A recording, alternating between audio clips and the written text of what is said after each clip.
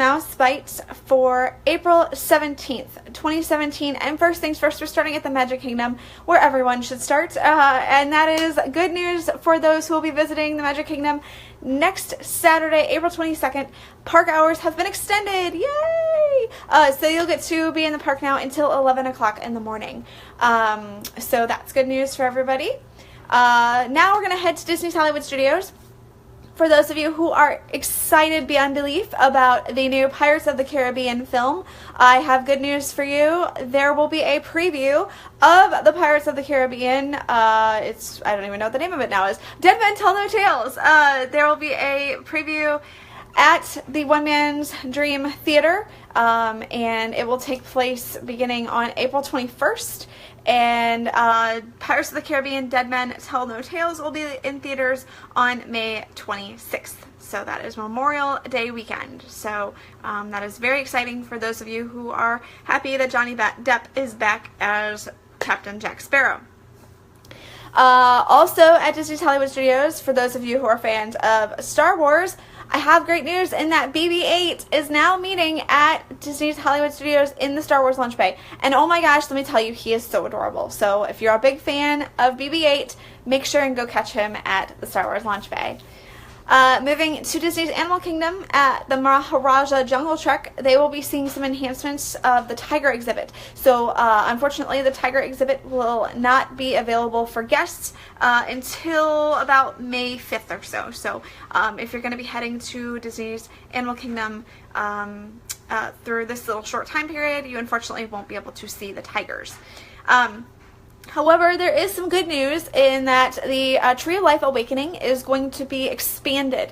And what this means is the Awakening will soon be able to be seen on all sides of the tree, which I think is fantastic, especially with the number of crowds that Disney is expecting with Pandora coming. So the good news is that guests walking along the pathway between Africa and Asia will be able to see the Tree of Life magically come to life each evening from that view. And then throughout the summer, the nighttime offering will be added to other parts, like the backside of the tree. So if you really like the show, and I think you should absolutely see it if you are in Disney's Animal Kingdom, it is a must-see show.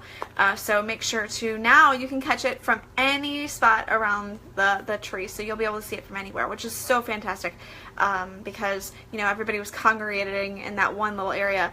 It's been interesting to see how the show has morphed over the past few months, from my first viewing of it back almost a year ago, for Memorial Day weekend last year, to the last time we went just a couple weeks ago. The first time I went, there was hardly anybody there for the Tree of Life Awakening. I mean, we pretty much had the area by ourselves.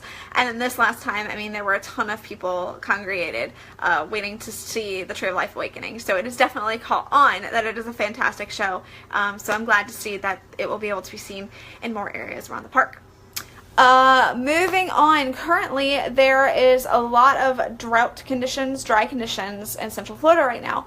And that's going to affect Walt Disney World in the form of the campfires. So the campfires are a very popular thing that happens at the Walt Disney World resorts, and currently right now they have been canceled. The following resorts will not have campfires for the time being, and that is Disney's Animal Kingdom Lodge, Disney's Contemporary Resort, Disney's Beach Club, Disney's Boardwalk, Disney's Caribbean Beach, Disney's Coronado Springs, Disney's Grand Floridian Resort, Disney's Old Key West, Disney's Polynesian Village, Disney's Port Orleans French Quarter, Disney's Port Orleans Riverside, Disney's Saratoga Springs Resort, Disney's Yacht Club Resort, Disney's Fort Wilderness Resort, and Disney's Wilderness Lodge. So unfortunately, we don't know how long the campfires are going to be canceled for, but just know that if you are going there over the next few weeks, months maybe, that you won't be able to catch the campfires. So just keep that in mind.